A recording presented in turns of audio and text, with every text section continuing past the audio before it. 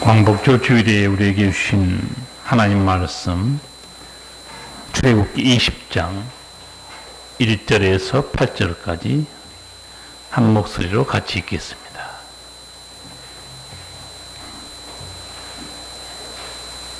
출애굽기 20장 1절에서 8절입니다.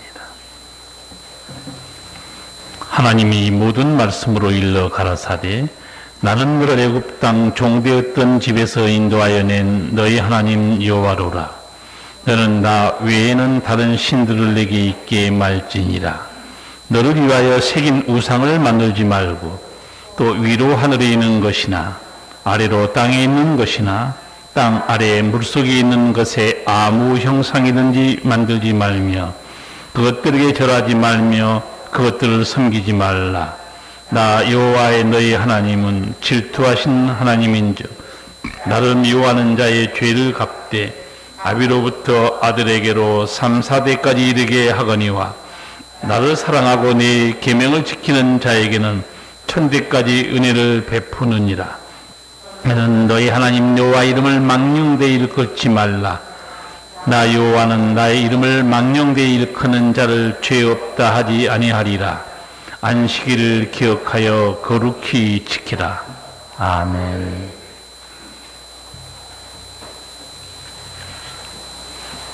세계 어느 나라 역사든 고통스러운 식민지 역사가 있습니다. 그리고 자유와 해방의 역사도 있습니다. 여러분, 노예는 소유가 없습니다. 노예는 자유도 없어요. 노예는 소망도 없고 미래도 없습니다. 가장 인간으로서 불쌍한 존재가 노예요, 종입니다. 우리 일제강점기 역사가 바로 일본에 종살이했던 역사입니다. 내일이 8.15 광복 77주년입니다. 어느 누구도 원자폭탄으로 해방을 맞을 걸 상상을 못했습니다. 원자폭탄은 누구를 위해서 미국에서 떨어뜨렸나?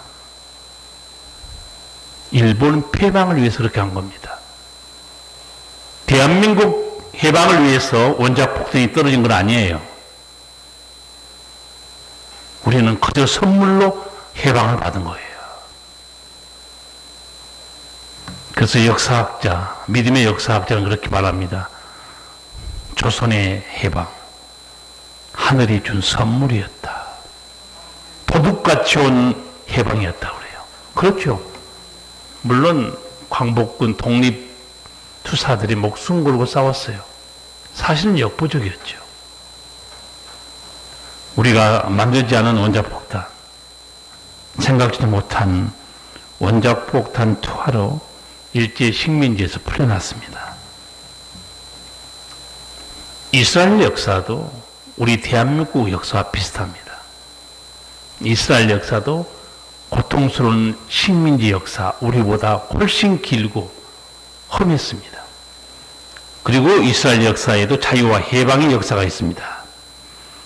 출애굽기를 읽어보시면 노예의 역사와 해방의 역사가 동시에 기록되어 있습니다. 하나님, 살아계신 하나님께서 권능의 손길로 애굽의 모든 장자를 칠 때 바로의 장자도 죽었어요. 바로가 항복합니다. 지긋지긋한 430년 종살이가 끝나는 순간이에요. 근데 이 모든 일이 창세기 15장에 하나님께서 아브라함에게 미리 말씀하셨던 일들입니다. 430년 전에 이 일이 일어나기 전에 아브라함에게 하나님이 어떻게 말씀하시는가? 내 자손이 이방에서 객이 되어 그들을 섬기겠고 그들은 400년 동안 내 자손을 괴롭게 하리니 4대 만에 이 땅으로 돌아오게 될 것이다. 여러분, 4년이 아니에요. 40년도 아닙니다. 430년 전에 하나님께서 아브라함에게 그 후손들이 어떤 역사를 당할 것인가 미리 다 말씀해 주셨어요. 하나님의 은혜로 자유를 얻은 이스라엘 백성들, 명심해야 될 게 있습니다. 자유는 방종이 아니에요. 자기 멋대로 사는 게 아닙니다. 자유케 하신 하나님의 뜻대로 살지 않으면 또다시 종이 됩니다. 또다시 노예가 돼요. 이스라엘 백성들은 애굽 땅을 출발한 지 불과 2개월 만에 시내산에 도착해요. 자유와 해방을 주신 하나님께서 2개월 만에 시내산에 데리고 와서 하신 일이 있습니다. 어마어마하게 중요한 일입니다. 민족의 생존과 관련된 일입니다. 그 하나님께서 하신 일이 무엇이었을까요? 다시는 종의 멍에를 매지 않고 자유자로 사는 길이었어요. 그것이 십계명을 주신 일이었습니다. 여러분, 이 십계명이 왜 주셨는가, 어떤 상황에서 주셨는가를 잊으면 안 됩니다. 아무 뜻도 없이 1계명, 2계명, 3계명 그 외우는 거 의미 없어요. 다시는 노예로 살지 말라. 자유와 해방을 주는 날을 잊으면 안 된다. 십계명의 목적입니다. 다 같이 1절에서 3절 읽어보겠습니다. 하나님이 이 모든 말씀으로 일러 가라사대 나는 너를 애굽 땅 종되었던 집에서 인도하여 낸 너희 하나님 여호와라. 너는 나 외에는 다른 신들을 내게 있게 말지니라. 아멘. 이 십계명을 주신 하나님, 십계명보다 더 중요한 말씀이 십계명 바로 앞에 있는 말씀이에요. 그게 2절입니다. 무슨 말씀인가? 나는 너를 애굽 땅 종되었던 집에서 인도하여 낸 너희 하나님 여호와로라. 십계명보다 먼저 하신 말씀을 잘 기억하게 됩니다.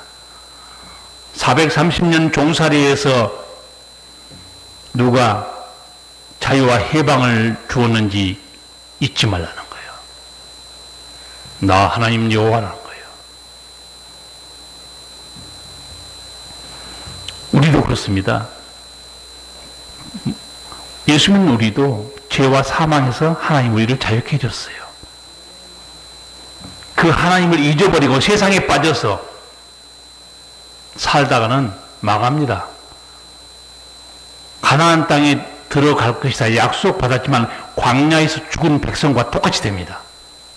정신 차리셔야 돼요. 죽을 때까지 신앙의 길에서 떠나면 안 됩니다. 가나안 땅에 들어갈 때까지 실족하면 안 돼요. 우리는 역사를 다 보고 있지 않습니까? 다시는 종으로 살지 않는 길, 영원히 자유인으로 사는 길이 바로 뭐였냐? 십계명, 하나님 주신 명령이었어요. 왜 그럴까요? 자유와 해방의 능력이 오직 하나님께만 있기 때문에 그렇습니다. 하나님을 섬기는 길이야말로 다시는 종으로 살지 않는 길이에요. 하나님이 주신 첫 계명, 너는 나 외에는 다른 신들을 내게 있게 말지니라. 이 계명의 뜻이 무엇인가? 자유와 해방을 주신 하나님만이 예배의 대상이라는 뜻이에요. 이 계명은 예배의 대상이 누군지, 사람이 평생에 누구를 섬겨야 될지 알려주는 계명입니다. 헛된 우상을 붙들고 살지 말라는 거예요. 두 번째, 너를 위하여 새긴 우상을 만들지 말라. 절하지 말라. 둘째 계명의 뜻이 무엇일까요?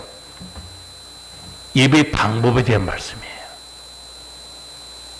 영이신 하나님, 우주에 충만하신 하나님을 사람이 만든 우상 속에 집어넣지 말라는 얘기예요. 너희는 나를 표현할 길이 없다는 거예요. 나는 광대하신 하나님, 우주에 충만하신 하나님이라는 거예요. 그리고 이것이 신이다 하고 헛된 우상 만들지 말라. 여러분, 우상 뜻을 제가 설명해 드린 적이 있어요. 우상 뜻이 두 가지입니다. 하나는 색이다는 말이에요. 색이다, 조각하다. 그렇죠. 색이고 조각해서 만든 게 우상이고, 또 하나의 뜻은 텅 비어 있다, 존재하지 않다. 그 단어가 우상 뜻입니다. 인간이 만든 어떤 신상이든 우상이든 전부 다 성경대로 보면 존재하지 않는 거예요. 사람의 머리에서 나온 겁니다. 그런 헛된 일을 하지 말라는 하나님께서. 세 번째, 너희는 너희 하나님 이름을 망령되이 일컫지 말라. 예배 자세에 대한 말씀이에요. 하나님은 거룩하신 분, 인간이 범죄할 수 없는 성결하신 분이에요. 그래서 성경에 보면 너희는 여호와 앞에 잠잠하라고 그래요. 그리고 우리에게 또 이렇게 하나님 말씀해요. 내가 거룩하니 너희도 거룩하라.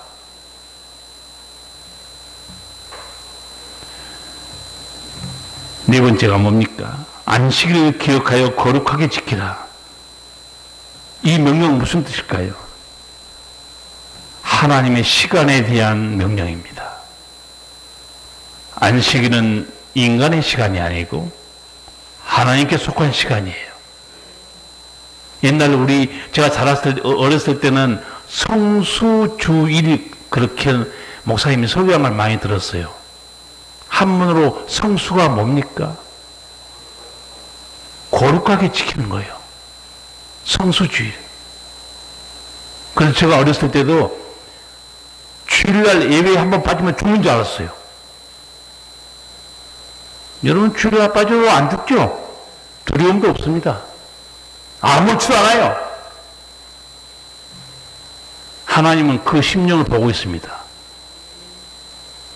인간이 하나님을 사랑하는 최고의 행위, 예배 행위라고 했어요. 하나님 부르는데 예배하러 오지 않습니다. 그러니까 성도도 이런 개념이 있는 것 같아요. 하나님께 경배하러 올라간다고 생각하지 않고 교회에 간다고 생각하고 있는 것 같아요. 주일날 교회에 오는 게 아니에요. 교회에 예배당에 오는 것도 아닙니다. 여러분이 주일날 여기를 왜 나옵니까? 하나님께 예배하기 위해서. 안식을 기억하여 거룩하게 지키라. 그게 너에게 사는 길이라는 거예요. 지금은 유튜브 코로나 때문에 완전히 느슨하게 돼가지고 집에 그냥 누워있어도 저는 유튜브로 예배 드립니다. 예배 드린 게 아니죠. 설교만 듣는 거죠. 이렇게 여러분 예배당에 나와서 거룩한 마음으로 함께 찬양하고 함께 은혜 받고 그런 영적 상태가 됩니까? 집에서 앉아 있는데. 스스로 속지 마세요. 예배는 목사의 설교 듣는, 학교에서 강의 듣는 그게 아니에요. 예배 원래 뜻이 뭐라고 그랬죠? 무릎을 꿇다 엎드리라는 단어입니다. 무릎을 꿇다 엎드리라는 단어가 예배 단어예요. 집에 있으면서 무슨 무릎을 꿇고 있어요? 무슨 하나님께 엎드리고 있습니까? 우리는 성경대로 바로 알아야 돼요. 자, 하나님께서 이스라엘 백성들에게 내가 자유를 얻었느냐? 내가 준 말씀을 잘 지키라는 거예요. 안 그러면 너희들은 또다시 종이 된다. 한번 물어볼까요? 자유를 얻었어요. 이스라엘 백성이 수백 년, 수천 년 지나가면서 자유자로 살았습니까? 또다시 종이 됐습니까? 예수님이 올 때까지 종살이 했어요. 바벨론 포로로, 헬라의 식민지로, 로마의 식민지로. 주님 경고했어요. 자유를 얻었느냐? 시내산에서 제일 먼저 하신 일이 뭔가? 왜 시키면 좋겠어요? 나를 잊어버리면 너희가 어떻게 되는 줄 알지? 그 말이에요. 십계명을 지키는 것은 하나님 은총을 사는 길이었어요. 오직 하나님만 섬겨라. 헛된 우상을 섬기지 말라. 신령과 진정으로 하나님을 거룩하게 예배하라. 안식일은 하나님께 속한 시간이다. 너 마음대로 쓰지 말라. 오늘날 주일날도 자기 마음대로 쓰는 사람 많아요. 정신 차려야 됩니다. 성도 여러분, 이런 귀한 생명의 말씀을 받았어요. 시내산에서. 망하지 않고 사는 말씀 받았죠. 그렇게 살았을까요? 신명기 5장을 읽은 사람, 신명기 읽은 사람은요, 눈치 빠른 사람은 하나 아는 게 하나 있어요. 신명기 5장에도 십계명이 나오네? 오늘 출애굽기 20장 십계명 나오죠? 혹시 차이를 아세요? 어마어마한 차이가 있어요. 출애굽기 20장의 십계명은 하나님께서 직접 주신 겁니다. 신명기 5장에 있는 십계명은 어떤 십계명일까요? 처음 십계명을 받은 지 39년 후에 모세가 설명한 십계명이에요. 39년 세월이 흘렀어요.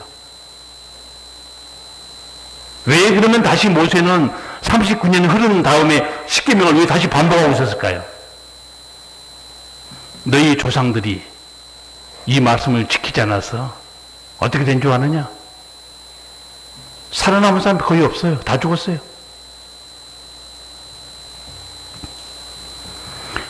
여러분이 출애굽기와 민수기만 읽은 사람들, 거기만 읽어도 이스라엘 백성이 어떻게 살았는가 여러분 기억할 거예요. 십계명 관심도 없었어요. 원망하고 불평하고 하나님을 거역하고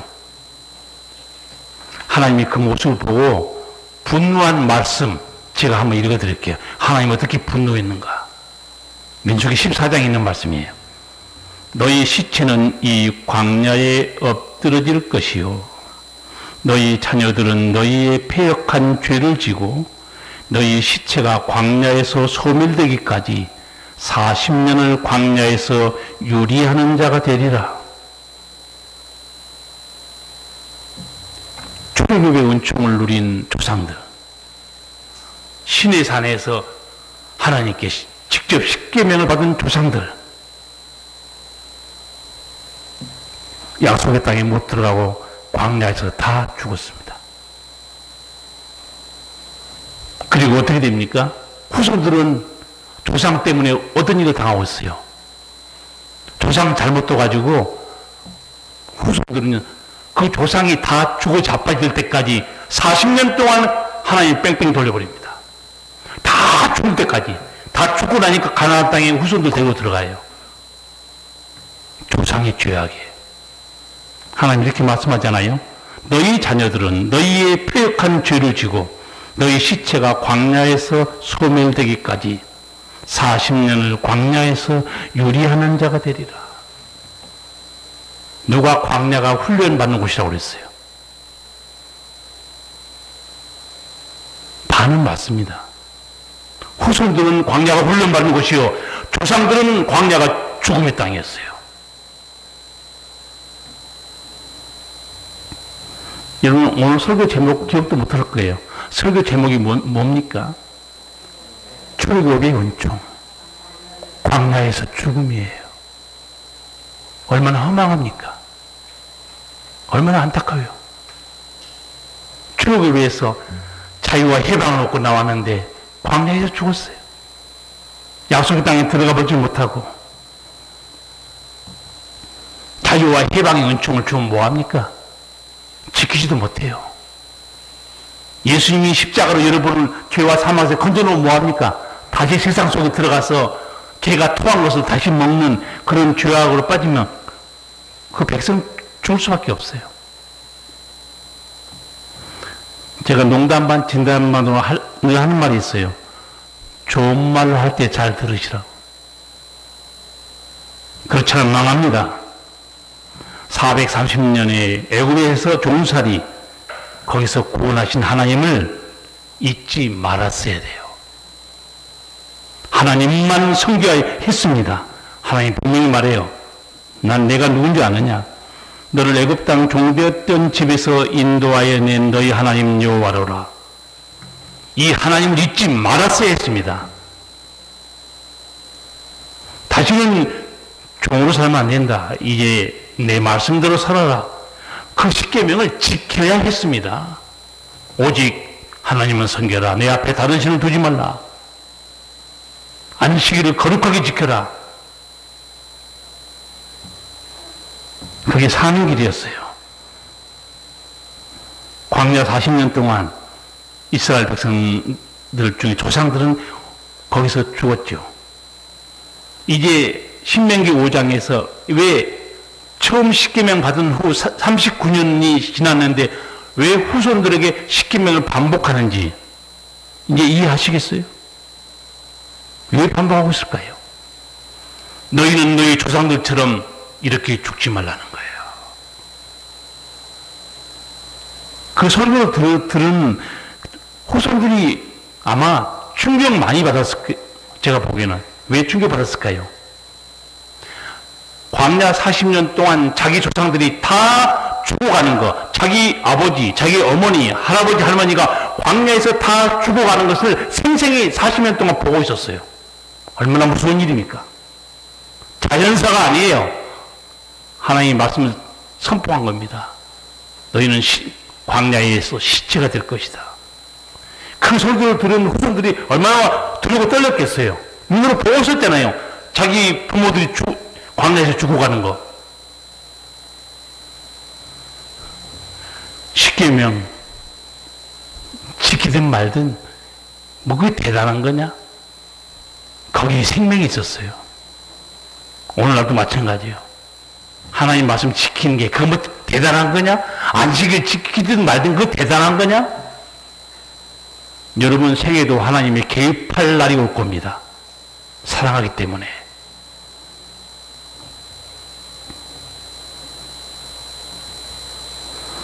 하나님이 주신 계명 무거운 짐이 아니라고 그랬어요.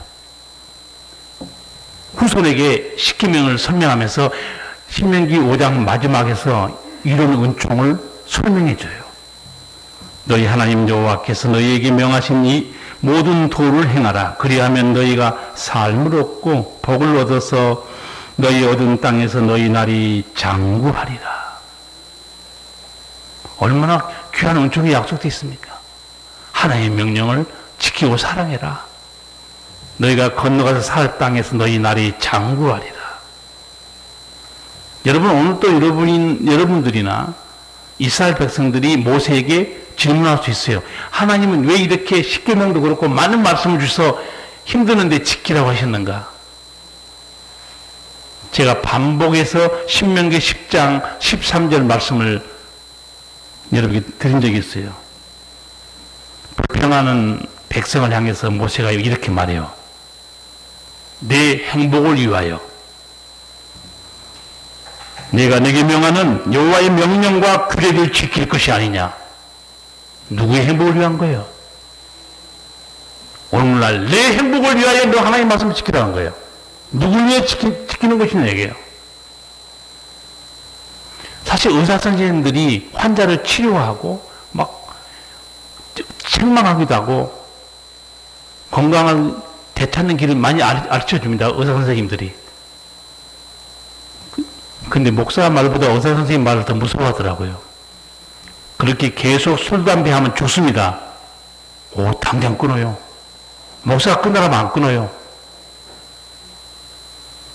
몸뚱아리가 더 무서운 거죠. 누구를 위해서 술, 담배를 하지 말아야 되는가? 너 건강을 위해서. 누구를 위해서 밤 10시 넘어서 치맥을 먹지 말아야 되는가? 또 치맥, 그러니까 치매라고 생각할 때 치매 아니에요. 치맥, 치킨과 맥주. 여러분이 관리하지 않으면 무너지는 거예요. 자유와 해방을 주신 하나님께서 십계명을 주신 이유를 이스라엘 백성은 잊지 말았어야 돼요. 예수님께서도 구원해 주시거나 치유하신 다음에 반드시 당부한 말이 뒤따라옵니다. 마치 하나님께서 자유와 해방을 주시고 시내산에 데리고 와서 이렇게 살아야 돼요 하신 말씀처럼. 두 가지만 말씀드릴게요. 38년 된 병자 고쳐줬어요. 여러분, 말이 그렇지 38년 동안 투병한다는 게 그 사는 거겠어요? 예수님이 은혜로 고쳐줍니다. 그리고 당부한 말이 있죠. 여러분 기억할 거예요. 예수님이 뭐라고 경고 내지 당부했습니까? 보라, 내가 나았으니 더 심한 것이 생기지 않게 다시는 죄를 범하지 말라. 당부 잘 들으셔야 돼요. 예수님이 고쳐주시고 그냥 너 알아서 살아라. 절대 그렇지 않습니다. 보라, 내가 나았으니 더 심한 것이 생기지 않도록 다시는 죄를 범하지 말라 그래요. 또 하나, 가늠하다가 돌에 맞아 죽을 뻔한 여자, 예수님이 용서해 주죠. 여러분, 예수님이 하셨던 유명한 말씀을 기억할 거예요. 어떻게 알았는 예수 안 믿는 사람도 알고 있더라고요. 정치가들도 알고 있어요. 예수님 하신 말씀이 뭐였죠? 너희 중에 죄 없는 자는 먼저 돌로 치라고 그랬죠. 근데 사실은 그게 중요한 말은 아니에요. 사람들은 이 말씀밖에 기억 못해요. 더 뒤에 있는 말씀이 훨씬 중요합니다. 사람들은 이 말씀만 유명한 말로 기억해요. 죄 없는 자가 먼저 돌로 쳐라. 이 말씀보다 더 중요한 말이 뒤에 나오죠. 여러분 기억하십니까? 가서 다시는 죄를 범치 말라. 세상 사람들은 이 뒤의 말을 몰라요. 예수 믿는 사람도 잘 모르는데. 죄 없는 자는 돌로 치라. 유명한 말로만 기억해요. 더 뒤의 말이 더 중요합니다. 가서 다시는 죄를 범치 말라. 너는 돌에 맞아 죽었어야 될 부정한 더러운 여인이었다. 나도 너를 용서해 준다. 이제는 앞으로는 더럽게 살지 말라는 거예요. 여러분 예수님 때문에 구원받고 삽니까? 다시는 더러운 데로 돌아가면 안 됩니다. 세상 사람들은 전혀 알지 못하지만 예수 믿는 사람만 아는 비밀이 있습니다. 그것이 뭐냐면 두 가지 인생이 있다는 거예요. 우리는 알고 있어요. 죄의 종으로 살았던 날들이 있습니다. 우리는 마귀 종으로 살았던 날들이 있어요. 그리고 우리 믿는 사람만 아는 비밀이에요. 예수 믿고 회개해서 이제는 자유자, 거룩한 백성으로 사는 날이 있습니다. 불신자는 죄의 종으로 살다가 죄 가운데 죽는 한 가지 인생밖에 없어요. 예수 믿는 우리에게는 두 가지 인생이 있습니다. 그리고 마르틴 루터도 예수 믿는 사람은 두 왕국에 살고 있다고 그랬어요. 놀라운 말씀이죠. 예수 믿는 사람은 두 왕국에 삽니다. 하나는 하나님 나라, 하나님이 다스리는 나라에서 살고 있어요. 하나는 세상 나라에 살고 있습니다. 우리는 대한민국이라는 나라의 모든 정치, 경제, 제도, 법률 아래에 살고 있어요. 그러나 세상 사람이 알지 못한 더 놀라운 비밀, 우리는 하나님이 다스리는 은총 속에 살고 있습니다. 얼마나 놀라운 은총입니까? 잘 살았다고 행복하고 떠들지 모르지만 죄의 종으로 사는 사람, 그건 죽음의 삶입니다. 아직도 노예로 살고 있는 사람이 있어요. 염전 노예가 아니에요. 아직도 이 나라에 세계에 노예들이 많은데 돈에 붙들려 사는 노예가 있어요. 돈밖에 모릅니다. 두 번째, 마귀와 귀신에게 붙들려 사는 노예가 있어요. 헤어나올 길이 없습니다. 세 번째, 아직도 술과 도박으로 붙들려 사는 노예가 있어요. 더 비참한 노예가 있지만 이거는 눈으로 볼 수 없고 감지할 수 없는 노예입니다. 영적인 노예예요. 죄의 종입니다. 죄의 종이 얼마나 비참한가 성경에 나와 있어요.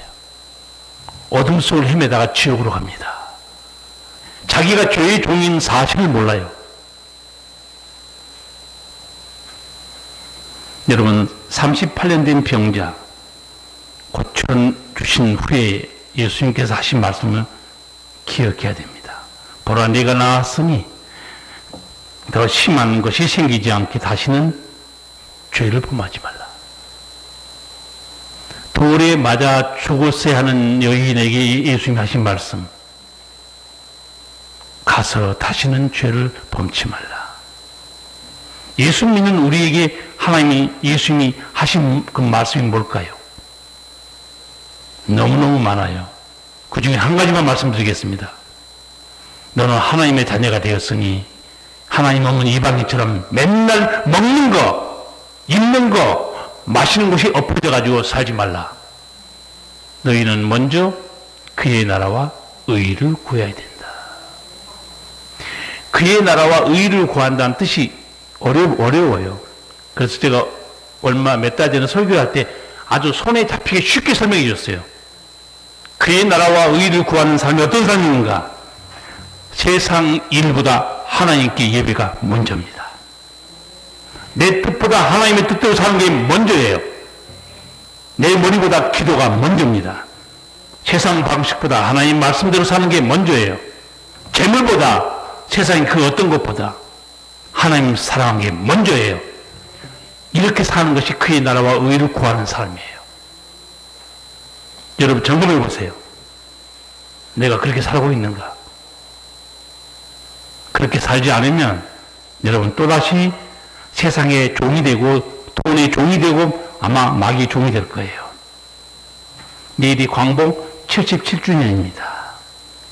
8월이 오면 우리 민족이 자유와 해방을 생각합니다. 아까 말씀드린 대로 광복군 독립투사들이 목숨 걸고 싸웠어요. 독립을 이루기는 역부족이었어요. 그러나 우리 믿음의 조상들 밤낮으로 금식하면서 하나님께 부르짖었어요. 여러분에게 한번 물어볼게요. 하나님은 조선을 기억하고 있었을까요? 하나님은 조선을 생각하고 있었을까요? 무슨 근거로 아멘을 다시 자신 있게 하는 거예요? 제가 몇 주 전에 설교했어요. 원더우드 설교사 아시아로 올라오고 그랬죠. 길이 여의치 않았습니다. 뉴욕의 작은 교회에 청빙 받아 가기로 돼 있어요. 그래서 청빙 허락한다고 사인해서 우체통에 딱 넣는 순간 하나님의 음성이 들려옵니다. No one for Korea. 한국은 아무도 안 가느냐? How about Korea? 한국을 어떻게 하려고 그러냐? Why don't you go there? 너는 거기 가면 안 되느냐? 한국이 조선을 기억하고 있습니까? 안 하고 있습니까? 명심하시기 바랍니다. 언더우드 선교사에게 들려오는 하나님의 음성만 생각해도 하나님은 조선을 기억하고 있었어요. 너 조선을 어떻게 하려냐? 왜 조선은 너나 가면 안 되냐? 예수 똑바로 믿어야 돼요. 자기 상상과 내가 보는 하나님 믿으면 안 됩니다. 저는 언더우드 선교사에게 들려오는 하나님의 음성을 듣고 너무 놀랐어요. 하나님은 대한민국을 생각하고 있습니다. 기억하고 있어요. 그러니 우리 조상들이 했던 기도를 왜 응답하지 않겠습니까? 6.25 남침에서 대한민국을 왜 하나님께서 공산체에 넘겨주지 않았는가? 대한민국을 기억하고 있습니다. 우리는 우리 믿음의 조상 때문에 이렇게 오늘 앉아서 행복하고 마음껏 예배 드리고 있어요. 한번 상상해 보세요. 만약에 김일성, 김정인 체제에 대한민국이 들어갔다. 어떻게 사는지 눈에 보이죠? 여러분 사업을 마음대로 해요? 교회를 마음대로 나옵니까? 장사를 마음대로 해요? 어림도 없는 일이에요. 북한 주민이 어떻게 살고 있는가 여러분 보고 있습니다. 여러분, 우리 믿음의 조상들이 일제시대에 가장 많이 불렀던 찬송가가 뭔지 아세요? 만복의 근원 하나님. 오늘 우리가 불렀던 복의 근원 광림하사. 왜 이 찬송을 많이 부른 줄 아세요? 만복의 근원 하나님이란 거예요. 하나님만이 우리 민족을 지켜주시고 복을주신 하나님이다. 아까 원더우드 선교사에게 들어온 하나님의 음성 보세요. 하나님은 조선을 기억하고 있습니다. 여러분, 믿음의 기도 반드시 응답됩니다. 응답됐어요. 이 대한민국을 주신 하나님, 우리 기억해야 돼요. 광복절이 되면 반드시 우리 백성은 두 가지 노래를 부릅니다. 빠짐없이 하나는 애국가예요. 동해물과 백두산이 마르고 닳도록 하나님이 보호하사 우리나라 만세. 하나님 보호하사 우리나라 만세. 하나님 은혜로 이 민족이 다시 해방을 얻었어요. 두 번째 노래가 뭡니까? 광복절 노래예요. 흙 다시 만져보자.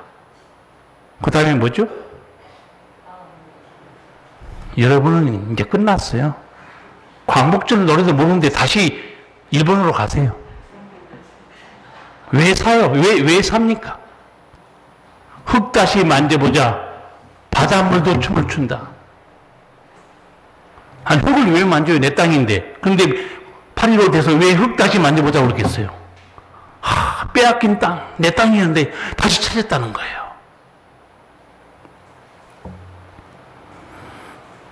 자유대한민국을 주신 하나님을 잊지 말아야 됩니다. 그래야 다시는 강대국의 노예가 되지 않습니다. 강대국의 종노를 하지 않습니다.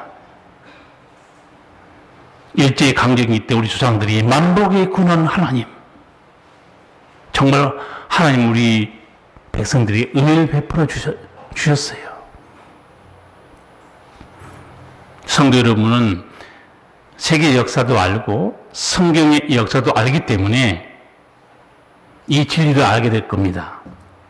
나라와 민족은 어떻게 지켜지는가? 국력이에요? 군사력이에요? 천만의 말씀이에요. 세계 역사와 성경의 역사를 보세요. 나라와 민족은 어떻게 지켜지는가? 하나님의 손길이에요. 하나님의 능력입니다. 여러분의 인생은 어떻게 지켜지는가? 여러분 머리입니까? 여러분 돌입니까? 꿈 깨세요. 내가 내 건강 못 지키고 내 재산 못 지키는 거예요. 착각하고 사는 사람이 많아요. 다 잃어버리고 망하고 병들고 하나님께 나온 사람들 너무 많습니다. 우매한 백성들입니다. 이미 건강 잃었는데 돈 잃어버리는데 나와서 뭐 하겠어요 이제. 소 잃고 외양간 고치고 뭐 합니까? 소 잃어버리는데.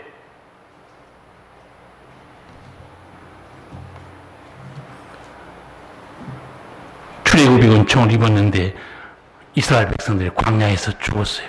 가나안 땅에 들어가지 못하고.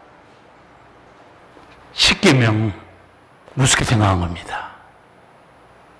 안식일 지키는 거 우습게 생각했어요. 하나님만 섬기는 거 우습게 생각했어요. 모세가 오직하면 39년이 지난 후에 후손들 앞에서 십계명을 다시 반복했겠어요. 우리 백성이 망하지 않고 다시 사는 거 여전히 십계명이 있습니다. 십계명 제가 뜻을 설명해 드렸어요. 하나님만 섬기는 거예요.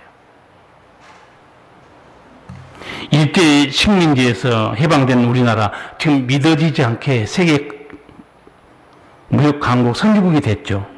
저는 요새 몇 가지 사건 보고 너무너무 놀라고 있어요. 반도체 때문에 세계 초강대국 미국과 중국이 대한민국을 우리 쪽으로 와, 우리 쪽으로 와 땡기고 있어요. 언제 우리가 이렇게 대단한 나라가 됐어요? 세계, 지금 미국과 중국이 어느 나라한테 손을 벌려서 우리 쪽으로 와, 우리 쪽으로 와. 대한민국이에요. 반도체 때문에. 아시는가 모르겠어. 배터리 때문에. 세계 강대국이 대한민국을 손 땡기고 있어요. 우리 쪽으로 오라고. 우리는 고민이에요, 지금. 또 하나 사건. 6.25 전쟁 때 무기가 없어 우리가 죽을 뻔했죠. 얼마 전에 KF-21 전투기입니다. 비행 성공했어요. 초음속 전투기 세계 몇 번째로 개발한 줄 아세요? 세계 8번째입니다. 이 조그만 나라가. 세계가 수백 개국이 있죠. 대한민국이 초음속 전투기, 그래서 미국 CNN 방송 보니까 한국을 지금 두려워하고 있습니다. 드디어 한국이 이제 기지개를 켜고 있다는 거예요. 유럽, 영국에서 방송 나온 거 안 보셨습니까?